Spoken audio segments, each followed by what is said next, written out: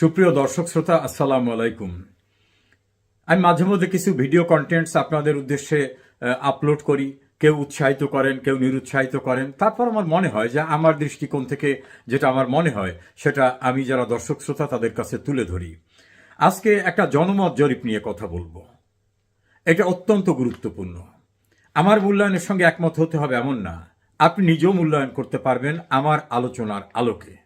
আপনি নিজে মূল্যায়ন করে দেখুন আপনার দৃষ্টিভঙ্গি, আপনার নিরপেক্ষ অ্যাসেসমেন্ট আমার সঙ্গে কিছুটা টালি করে কিনা বা সম্পূর্ণ বৈপরীত্য সৃষ্টি করে কিনা। ব্র্যাক বিশ্ববিদ্যালয়ের অধীনস্থ একটা ইনস্টিটিউট তারা সার্ভে করেছেন আগামীতে কিরকম ভোট দিতে চান জনসাধারণ। সেখানে দেখা গেছে বিএনপিকে 12% লোক ভোট দিবেন বলে জানিয়েছেন, জামাতকে 10.4%, এনসিপিকে 2.3 এবং আওয়ামী লীগকে 7.03। উল্লেখযোগ্য, আওয়ামী লীগ কিন্তু তার নির্বাচনী কার্যক্রমে আদৌ যেতে পারবে কিনা, কারণ আওয়ামী লীগের কার্যক্রম বন্ধ। তারপরেও যারা একেবারে ডিসপ্যারেটলি আওয়ামী লীগ করেন তারা বলছেন যে আওয়ামী লীগকে ভোট দেব, সেটার সংখ্যা 7.03। এখন এর সঙ্গে একটু মূল্যায়ন করতে হবে পূর্বে একই ইনস্টিটিউট একটা সার্ভে করেছিল। সেই সার্ভে বিএনপিকে ভোট দিতে চেয়েছিল 16.3, বর্তমানে 12%। জামাতকে দিতে চেয়েছিল 11.3, তারা এখন 10.4। এনসিপিকে দিতে চেয়েছিল 2%, তারা বেড়েছে, এখন তারা 2.3। আর কাকে ভোট দেবে এটা প্রকাশ করে নাই 14.4% সার্ভেতে যে সকল লোক অ্যাটেন্ড করেছিল। অর্থাৎ 14.5% লোক বলে নাই আমি কাকে ভোট দেব। আর সিদ্ধান্ত নেয় নাই এমন কথা বলে সার্ভের লোকদের ফিরিয়ে দিয়েছেন তার সংখ্যা 48 পয়েন্ট। তাতে মোট 62.5% ভোটাররা মুখ খোলেননি। তাহলে মোট যে ভোটার তার অর্ধেকের চেয়ে অনেক বেশি লোক এখনো মুখ খোলেননি। এখন এখানে গুরুত্বপূর্ণ মূল্যায়ন। যারা বিএনপি করেন বর্তমানে বিদ্যমান রাজনীতিতে, তাদের তো আর রাগঢাকের কিছু থাকার কথা না, উচ্ছ্বাসের সঙ্গে বলবে আমি বিএনপিকে ভোট দেব, স্বাভাবিক সেটা। ফলে বিএনপির যে 12% ভোটাররা ভোট দেবেন এটাকে আমরা ধরে নিতে পারি যেটা নির্ভেজাল বিএনপির ভোট। জামাতকে যে 10.4% ভোট দেবেন তারা নির্ভেজালভাবে জামাতের ভোটার, কারণ বর্তমান বাংলাদেশের রাজনৈতিক পরিস্থিতিতে তাদের রাগঢাকের কিছু নাই, পরিস্থিতি তাদের এবং বিএনপির অনুকূলে। একইভাবে এনসিপিকে 2.3% যারা ভোট দিতে চেয়েছেন, এখন তো এনসিপির রমরম অবস্থা। ফলে বিএনপি, জামাত, এনসিপি যারা করেন বা যারা ভোট দিতে চান তাদের তো আর রাগঢাকের কিছু নাই। তাদের নতুন করে চিন্তা ভাবনার মন খুলবো না, মুখ খুলবো না বা কোনো রকম ভয় আছে এরকম তো অবস্থা না। দেশটাই তো এখন তাদের জন্য বেশ ভালো পরিবেশ। আওয়ামী লীগের যারা ডিসপারেট, জানে তার দলের কার্যক্রম বন্ধ এবং তার নাম প্রকাশ করার পরে তার জন্য পরিণতি খারাপ হতে পারে, তারপরও 7.5% ভোটাররা বলছেন আওয়ামী লীগকে ভোট দেব।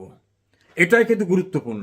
দ্বিতীয় গুরুত্বপূর্ণ, যারা বলতে চান নাই তারা কারা? 14.5%। তাদের অনুমান করা যায়, বিশ্লেষণে বোঝা যায় বললে যদি বিপদ আসে এই জন্য মুখ খোলে নাই, বলতে চায়নি। তো বিএনপি, জামাত, এনসিপি করলে তো তার আর ভয়ের কিছু নাই।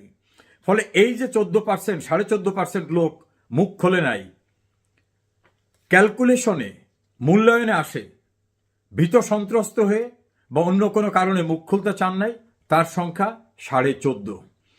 তা আমরা যদি ধরে নিই যেখানে মেজরিটি পোর্শন আওয়ামী লীগের ভোটার, কিন্তু বিদ্যমান পরিস্থিতিতে ভয়ে মুখ খোলে নাই যে কাকে ভোট দেবে, তাহলে আওয়ামী লীগের পার্সেন্ট হয়ে দাঁড়ায় 14 এবং 7। 14 এবং 7 যদি হয় 21, আমরা যদি এখান থেকে কমিয়েও নেই তাতেও 20, 19, 18, 17 যদি হয়, 16 যদি হয়, 15 যদি হয়, তাহলে কিন্তু সেটা বিএনপি এবং জামাত তারা মিলে যে, এবং এনসিপি, বিএনপির 12, জামাতের 10, এনসিপির 2, তাহলে কত হয়? তাদের যেটা হয় সেটা সব মিলেও কিন্তু যদি যৌথভাবে তারা ইলেকশন করে সেটা একটা দিক, আর যদি সেপারেটলি তারা ইলেকশন করেন তাহলে সেই জায়গা আসে না। আর আমরা যদি 14 আর 7 ধরে নি আওয়ামী লীগের, যে যারা মুখ খোলে নাই, তারা ভয়তে মুখ খোলে নাই, বলতে সাহস পায় নাই, 14 আর 7, তাহলে পার্সেন্টেজটা কেমন দাঁড়ায়? দ্বিতীয়, যে 48% লোক কাকে ভোট দেবো সিদ্ধান্ত নেয়নি, এই লোকরা কারা? বাংলাদেশে বড় দল তো এই কটা যাদের কথা বললাম।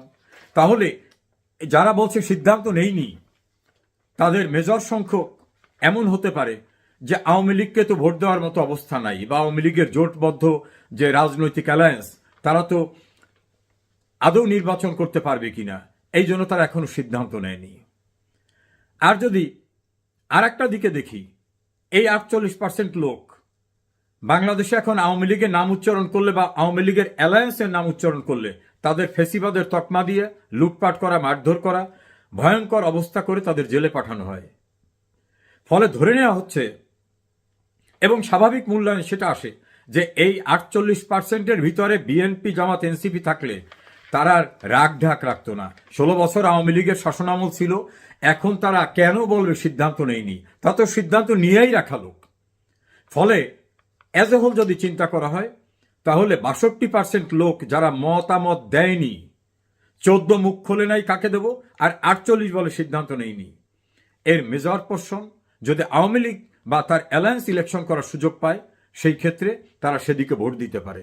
দ্বিতীয় একটা বিষয়, 32 নম্বরের ঘটনাকে ঘিরে ঢাকার 2টি পত্রিকা এবং একটি গুরুত্বপূর্ণ এনজিও এবং আরেকটি সহ এনজিও তারা সার্ভেতে গেছিলেন। তাদের সার্ভের টার্গেট ছিল বঙ্গবন্ধুকে ভালোবাসে কিন্তু আওয়ামী লীগকে পছন্দ করে না, বা আওয়ামী লীগের 16 বছরের কার্যক্রমের বিভিন্ন ত্রুটি সত্ত্বেও বঙ্গবন্ধুকে শুধু সালাম জানাতে গেছে, শ্রদ্ধা জানাতে গেছে। এরকম লোকের সংখ্যা কত? তারা সেটা দেখিয়ে মূল্যায়ন করতে চেয়েছিল আওয়ামী লীগ অপছন্দ কিন্তু বঙ্গবন্ধু পছন্দ। তারা সেখানে গিয়ে তাদের সার্ভের যে পলিসিটা সেটাই চেঞ্জ হয়ে গেছে।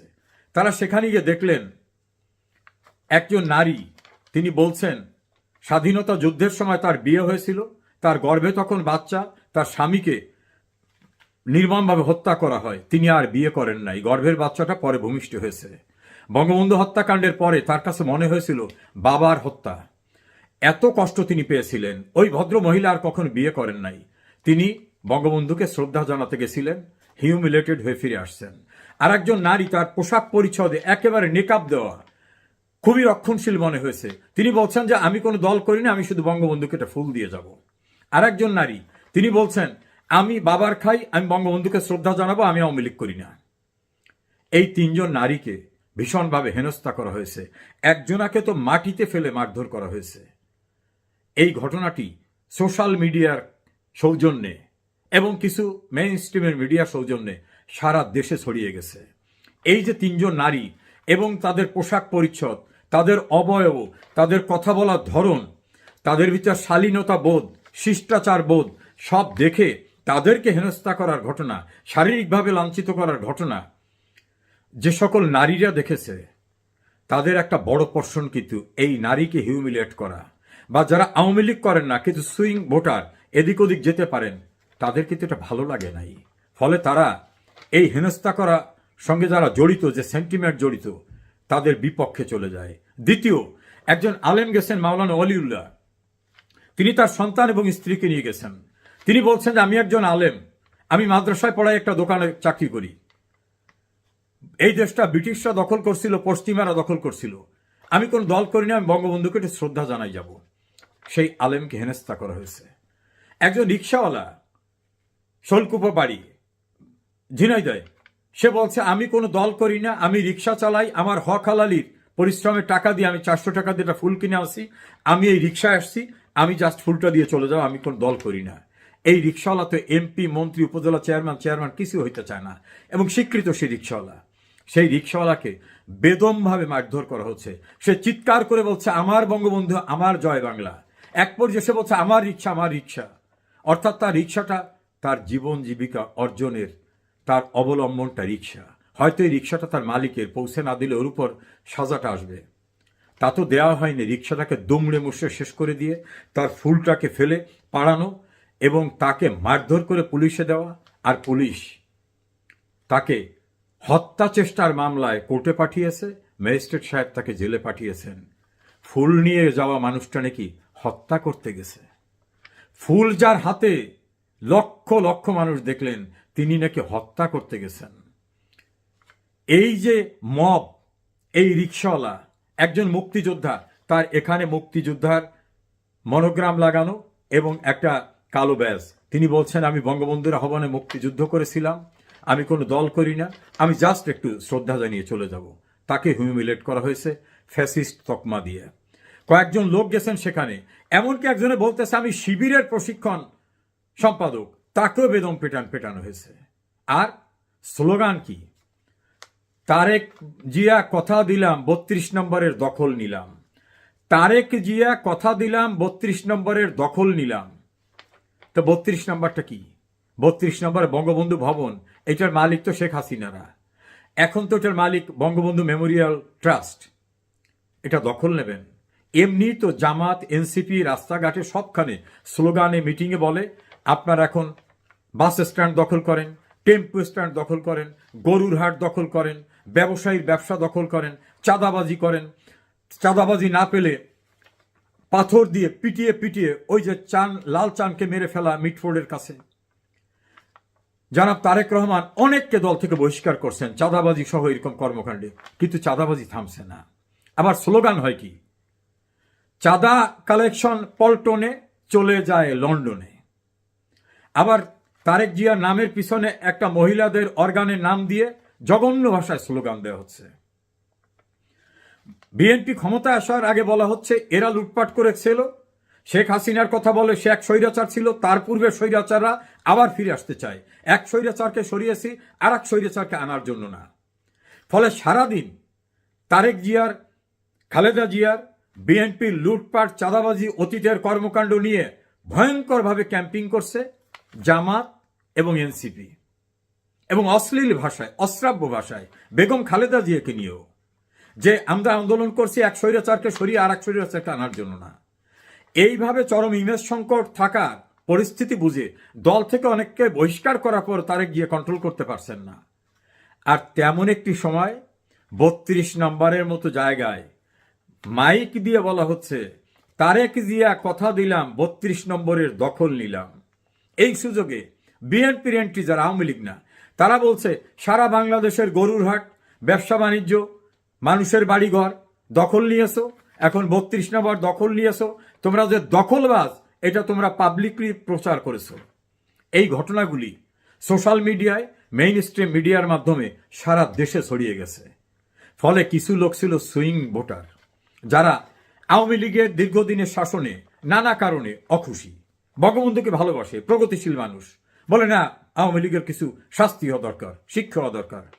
তারা কাকে ভোট দেবে? তাহলে বিএনপি এতদিন ক্ষমতার বাইরে, তাদের বোধহয় পূর্বের যে কর্মকাণ্ড করছে ক্ষমতায় অতীতে থাকা অবস্থায়, এই যে মারধর করা, 21 আগস্টের হত্যা, বিভিন্ন লুটপাট করা, খাম্বা তৈরি করা, হাওয়া ভবন, বোধহয় বিএনপির একটা পরিবর্তন হয়েছে, তাদের দিকে যাব কিনা। সেই মানুষগুলো কিন্তু এই যে 15 আগস্টের ঘটনাগুলো দেখছে। এমনি তো জামাত, এনসিপি ক্যাম্পিং করে সারা দেশ সয়লাভ করে দিচ্ছে যে বিএনপি হচ্ছে চাঁদাবাজের দল, দখলবাজের দল, গরুরহাট দখলের দল, সন্ত্রাসী। আর তার সঙ্গে 15 আগস্টের ঘটনাটা যুক্ত হয়ে গেছে। এই যুক্ত হয়ে যাওয়ার ঘটনায় যারা ভাসমান ভোটার, যারা বিএনপির কথা ভাবলেও ভাবতে পারত, তারা কিন্তু এখন মনে করতেছে না এদের অসভ্যতা বন্ধ হয় নাই তো, এরা তো চরম অসভ্য। একজন নারীকে সেখানে মারতেছে, একজন রিকশাওয়ালাকে মারতেছে, একজন মুক্তিযোদ্ধাকে হেনস্থা করতেছে, একজন আলেমকে হেনস্থা করতেছে, রিকশাওয়ালাকে হত্যা করতে গেছে এমন জঘন্য মিথ্যা মামলা দিয়ে তারা জেলে পাঠাইছে। যার হাতে ফুল গেছে শ্রদ্ধা জানাতে, সে নাকি হত্যা চেষ্টা মামলার আসামি। সে তাহলে কি সে হত্যা করতে গেছে? এইসব ঘটনায় ইমেজ যেটুক ছিল সেটুক চরমভাবে সংকটে পড়েছে। আর একটা ঘটনা ঘটছে, সেলিব্রিটি সহ বিভিন্ন বিশিষ্ট ব্যক্তিরা, ডাক্তার আব্দুল নূর তুষার, তিনি আওয়ামী লীগ করেন না, তিনি তারেক জিয়ার তরুণের ভাবনা প্রোগ্রামে স্পেশাল গেস্ট হয়ে সুন্দর বক্তব্য রাখছেন। তার সহ খায়রুল, যে ছোট পর্দার অত্যন্ত জনপ্রিয় অভিনেতা, আরও অনেকে যারা বঙ্গবন্ধুকে শোক দিবসে নিজের ফেসবুক অ্যাকাউন্টে শ্রদ্ধা জানিয়েছেন, তাদের ছবি টাঙিয়ে জুতা পেটা করছে এবং তার সংখ্যা প্রায় 100-এর কাছাকাছি। খায়রুল তো বলছে, আমার জায়গার থেকে আমি শ্রদ্ধা জানাবো, এটাই যদি জুতা পেটা করতে হয় তাহলে আমার ছবিটা আরো বড় করে টানান, বড় করে টানার পর সবচেয়ে পচা জুতোটা দিয়ে আমাকে পিটান। জয়া আহসান ভারতে এখন থাকেন অভিনেত্রী, তার ছবি টাঙিয়েও জুতা পেটা করা হয়েছে। সাংবাদিকদের ছবিটা নিয়ে জুতা পেটা করা হয়েছে। সেখানে অনেকেই আওয়ামী লীগ করেন না, তাদের ছবিটা নিয়ে জুতা পেটা করা হয়েছে। এই মানুষদের কিন্তু লক্ষ লক্ষ ভোটার আছে, সমর্থক আছে, অনুসারী আছে। তারা যখন দেখে নাটকের খায়রুলের উপর জুতা পেটা করা হচ্ছে, ডক্টর আব্দুল নূর তুষারের ছবির উপরে জুতা পেটা করা হচ্ছে, তখন যেটুকু ন্যূনতম সহানুভূতি সৃষ্টি হওয়ার মতো পরিবেশ হয়েছিল বলে অনেকে মনে করে, সেটুকু কিন্তু আর অবশিষ্ট থাকে না। ফলে যাই করতেছে, 32-এর ঘটনা, পরবর্তী ঘটনা, আবার জামাতের লোকেরা ঢাকা বিশ্ববিদ্যালয় ক্যাম্পাস তারা দখল করে নিয়েছে, ভিসির থেকে শুরু করে হল তাদের দখলে। সেখানে যুদ্ধাপরাধীদের ছবিগুলো দিয়ে নতুন করে সেখানে একটা প্রদর্শনী করে যারা মোটামুটি জামাতের পক্ষে থাকার মানুষ না ডাইরেক্ট, কিন্তু নানা কারণে একটা সিম্প্যাথি থাকতে পারে, তারা কি পক্ষে থাকলো নাকি বিপক্ষে থাকলো? সরোয়ার্দী উদ্যানের জনসভায় যে বক্তব্য বিবৃতি হলো, সেটা কি পক্ষে থাকলো নাকি বিপক্ষে থাকলো? জামাত পূর্বে ভোট পেয়েছিল সার্ভেতে 11.3, এখন কমে সেটা এসেছে 10। বিএনপির 16 থেকে এখন এসেছে 12। এখন এই সিচুয়েশনে যারা নির্বাচন পর্যবেক্ষণ করেন দেশি বিদেশি, তাদের একটা অ্যানালাইসিস, এবং এই 32 নম্বরের সামনে যারা গেছিল, 2টি পত্রিকা এবং 2টি এনজিও, তাদের অ্যানালাইসিস যে এই সকল ঘটনা বিএনপির ভাসমান ভোটটাকে বিএনপির থেকে অন্যদিকে ধাবিত করে দিচ্ছে। একজন প্রভাবশালী অনলাইন অ্যাক্টিভিস্ট ফ্রান্সে থাকেন, তার আজকে এটা বক্তব্য শুনলাম। তিনি বলছেন বিএনপি ক্ষমতায় যেতে পারবে না, জামাত পারবে না, এনসিপি তো প্রশ্নই ওঠে না, নতুন একটি সরকার হবে, নতুন ব্যক্তিরা ক্যান্ডিডেট হবে। তিনি হয়তো সার্ভেটা দেখেছেন, তবে তার মূল্যায়ন আর আমার মূল্যায়নটা একটু ভিন্ন। আমার মনে হয়েছে আওয়ামী লীগের দীর্ঘদিনের শাসনে দেশ যেমন ডেভেলপমেন্ট হয়েছে, কোনো কোনো ক্ষেত্রে কেউ কেউ কষ্টও পেয়েছেন। সেই মানুষগুলো এই 1 বছরে যা দেখছেন, তাতে দেখছেন যে এর চেয়ে আওয়ামী লীগ 1000 গুণে ভালো ছিল। অন্তত বাংলাদেশ অর্থনৈতিক প্রবৃদ্ধিতে শেখ হাসিনার সময় 7.5 ছিল, এখন বিশ্বব্যাংক বলছে 3-এ এসে নামছে। শেখ হাসিনার সময় 116টি সামাজিক প্রতিরক্ষা খাত তৈরি করা হয়েছিল, সোশ্যাল সেফটি নেটওয়ার্ক, বিধবা, বয়স্ক, পঙ্গু সবাইকে সাহায্য দেওয়া হতো, সেগুলো বন্ধ হয়ে যাচ্ছে। শেখ হাসিনার সময় কর্মসংস্থান হচ্ছিল, এখন দেবপ্রিয় ভট্টাচার্য বিশ্বব্যাংকের রেফারেন্স দিয়ে বললেন 28 লক্ষ মানুষ বেকার হয়ে গেছে নতুন করে, এর ভিতর 17 লক্ষ নারী। আর বিদেশ থেকে যে টাকা আসতো, জনশক্তি রপ্তানি এবং তৈরি পোশাক, 2 খাতে এখন মুখ থুবড়ে পড়েছে। 149টা শিল্প কলকারখানা বন্ধ হয়ে গেছে, বেকাররা এখন রাস্তায় ছিনতাই করতেছে। গার্মেন্টসের কয়েকটি মেয়ে নাম প্রকাশ না করার শর্তে পত্রিকাকে বলছে যে আমরা অনৈতিক কাজে এখন যুক্ত হচ্ছি, কারণ আমাদের চলতে তো হবে, আমরা যাব কোথায়? গোটা বাংলাদেশে যারা শেখ হাসিনা সরকারের তীব্র সমালোচক, গণমাধ্যমে সাংবাদিক নেতা এম এ আজিজ, মাসুদ কামাল, মঞ্জুল ইসলাম পান্না, জিল্লুর রহমান এবং আরও অনেকে, আনিস আলমগীর, তারা তীব্র আওয়ামী লীগের বিরোধী। এমনকি সাম্প্রতিক সময়ে মোস্তফা ফিরোজ, তাদের বক্তব্য শুনলে বোঝা যায় যে তারা বলছে যে শেখ হাসিনাকে তাড়াতে যেহেতু কি ভয়ঙ্কর ঘটনা ঘটাইছি, এর চেয়ে তো শেখ হাসিনা ভালো ছিল। তাদেরকেও এখন স্বৈরাচারের বা ফ্যাসিস্টের তকমা দিতে চাচ্ছে। এখন এই সিচুয়েশনে আওয়ামী লীগের পক্ষে মানুষের একটা ভয়ঙ্কর, অপরিবর্তনীয়, অকল্পনীয় একটা পরিবর্তন এসেছে। তারা মনে করে এই সরকার কিছুই করতে পারে নাই, এর চেয়ে আওয়ামী লীগ অন্তত দেশটাকে ডেভেলপ করছিল, অর্থনৈতিক উন্নয়ন, কর্মসংস্থার উন্নয়ন, মানুষের অন্ন, বস্ত্র, বাসস্থান, চিকিৎসা, গরিব মানুষের ব্যবস্থা করেছিল। আওয়ামী লীগের জন্য ফসল উৎপাদিত হয়েছে, এখন আওয়ামী লীগ এই ফসল তার নৌকায় তুলতে পারবে কিনা? আওয়ামী লীগ কি পারবে মুক্তিযুদ্ধের সকল সপক্ষ শক্তিকে একত্রিত করে একটা জোট করে প্রমাণ করতে যে এই দেশ স্বাধীনতা বিরোধীর না, এই দেশ সাম্প্রদায়িক শক্তির না, আমাদের অতীতে যে ভুল ত্রুটি হয়েছে, আমরা সবাই মিলে যেমন মুক্তিযুদ্ধ করে স্বাধীনতা এনেছিলাম, আবার সবাই মিলে মুক্তিযুদ্ধের বাংলাদেশটাকে রক্ষা করব। এভাবে আওয়ামী লীগ কি প্রস্তুত? আওয়ামী লীগের সঙ্গে কি মুক্তিযুদ্ধের অন্যান্য দল তারা কি বুঝতে পেরেছে যে আওয়ামী লীগ না থাকলে, মুক্তিযুদ্ধের প্রধান শক্তি না থাকলে তারাও আর কোথাও মুখ খুলতে সাহস পায় না। এখন সকলকে ঐক্যবদ্ধ করে যদি আওয়ামী লীগ তার সাংগঠনিক শক্তি সকলকে নিয়ে, মুক্তিযুদ্ধের পক্ষের সকলকে নিয়ে রেডি করতে পারে, তাহলে এই যে ফসল প্রস্তুত হয়ে আছে, এই ফসল তাদের নৌকায় উঠলে আবার অসাম্প্রদায়িক বাংলাদেশ, মুক্তিযুদ্ধের চেতনার বাংলাদেশ, সমৃদ্ধ বাংলাদেশ, এগিয়ে যাওয়ার বাংলাদেশ কায়েম হবে। অন্যথায় বাংলাদেশ যে বিপন্ন অবস্থার ভিতর পড়েছে, ডক্টর ইউনূস বাংলাদেশকে যত পিছনে নিয়ে গেছেন, একেবারে ধ্বংসের খাদের কানায় নিয়ে যাওয়ার মতো অবস্থাটায় বাংলাদেশ অস্তিত্ব বিপন্ন হতে পারে। কারণ সার্বভৌমত্ব বিপন্ন হতে পারে, সেনাপ্রধানই বলছিলেন। ইউনূস বলছেন যুদ্ধ পরিস্থিতির ভিতরে আছি। ইউনূসের ক্যাবিনেটের অনেকেই বলছেন মানচিত্র নতুন করে লেখা লাগতে পারে। ইউনূসের এক উপদেষ্টা তো বলছেন গৃহযুদ্ধ হতে পারে।